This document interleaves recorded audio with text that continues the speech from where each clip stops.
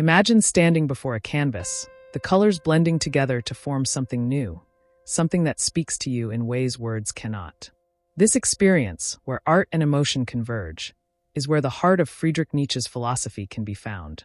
Nietzsche, one of the most radical and influential philosophers of the 19th century, believed that art is not just a form of expression, but a fundamental force in shaping human experience and understanding. For Nietzsche, art is more than just aesthetic pleasure. It is an essential vehicle for confronting life's deepest struggles and making sense of our existence. In this essay, we'll dive into Nietzsche's views on art, aesthetics, and the way these concepts intertwine to reveal a deeper understanding of the human condition. Welcome back to The Unfolding Journey, the channel where we explore the greatest minds and ideas that have shaped human thought and culture. If you're new here, don't forget to subscribe and join us on this intellectual journey. We dive deep into philosophy, psychology, and the great works of history to better understand who we are, where we come from, and where we are going. In today's video, we'll be delving into the heart of Friedrich Nietzsche's philosophy of art, examining how his views on aesthetics challenge conventional thinking and offer profound insights into the role of art in our lives. So sit back, relax, and let's explore how Nietzsche's vision of art invites us to rethink the very nature of existence itself. Friedrich Nietzsche's philosophy is often regarded as an exploration of human suffering, the will to power, and the ways in which we engage with life. Central to this exploration is his understanding of art and its role in helping us navigate and transcend the pain and chaos inherent in the human experience. In his early work, The Birth of Tragedy, 1872, Nietzsche presents a striking dichotomy between two artistic principles, the Apollonian and the Dionysian. The Apollonian represents order, reason, and form, qualities associated with the Greek god Apollo. In contrast, the Dionysian embodies chaos, instinct, and the primal forces of nature, represented by the god Dionysus. Nietzsche argues that great art emerges from the tension between these two forces, which together offer a more complete vision of the world. The Apollonian brings structure and clarity, while the Dionysian confronts us with the raw, unfiltered essence of life's suffering. According to Nietzsche, the world, in its most fundamental state, is chaotic and painful. However, through art, we are able to impose a sense of order on this chaos. In this way, art becomes a vital means of coping with suffering. It allows us to momentarily escape the agony of existence by offering a transformative vision that reveals beauty, meaning, and transcendence amid the hardship of life.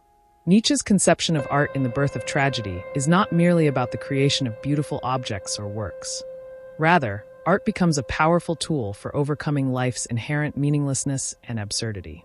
Through art, we can embrace suffering as part of the human condition and transform it into something that is not only bearable but sublime. This process of confronting and transcending suffering through artistic expression echoes Nietzsche's broader philosophy of embracing life in all its complexity, rather than seeking to escape or deny it. Nietzsche's vision of art goes beyond the mere creation of beautiful objects or visual experiences. In his view, artists are creators of values, shaping the way we understand and interpret the world. Art does not just mirror reality.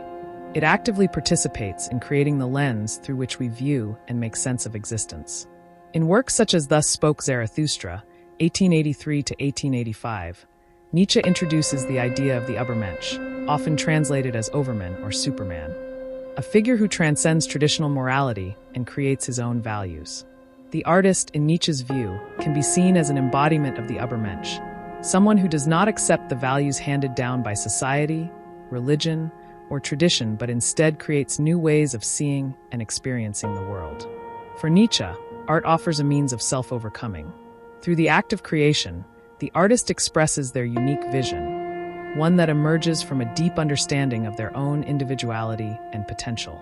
This ties directly to his broader ideas of personal autonomy and the will to power, the drive within each individual to realize their fullest potential and become who they are meant to be. In this context, art becomes a form of liberation. It frees the artist from the constraints of traditional norms and opens up new possibilities for expression and existence.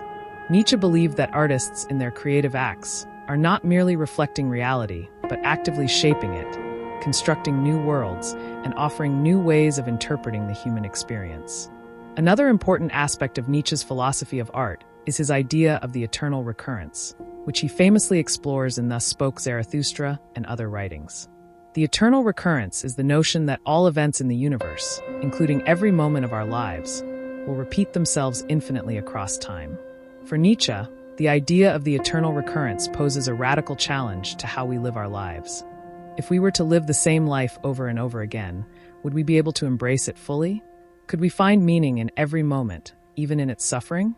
Art plays a central role in Nietzsche's conception of the eternal recurrence, as it provides a space where the individual can confront this challenge head-on. The artist, by creating works that express a deep engagement with life, embodies the acceptance of the eternal recurrence. In other words, art is not only about creating beauty or meaning, but also about coming to terms with the idea that life, in all its joy and sorrow, will repeat endlessly. For Nietzsche, the ultimate affirmation of life is the ability to embrace the eternal recurrence with joy. Art, through its capacity to capture and reflect the full range of human experience, offers a way of making peace with this repetition. It allows us to find beauty and meaning in the very things that might otherwise seem meaningless or painful. Through the aesthetic experience, we engage with life in its totality, affirming both the highs and lows and recognizing that Nietzsche's views on art also intersect with his critique of traditional morality, particularly the moral systems imposed by religion and society. In works like On the Genealogy of Morals, 1887, Nietzsche argues that conventional moral values, such as self-sacrifice, humility, and obedience, are life-denying and suppress the natural instincts and desires of the individual. Art, in contrast, becomes a radical form of resistance against these moral constraints. Through the act of creation, the artist rejects the values imposed by society and instead affirms life, individuality, and power. The artist is not bound by the dictates of good and evil, but instead creates their own moral framework based on personal experience and expression.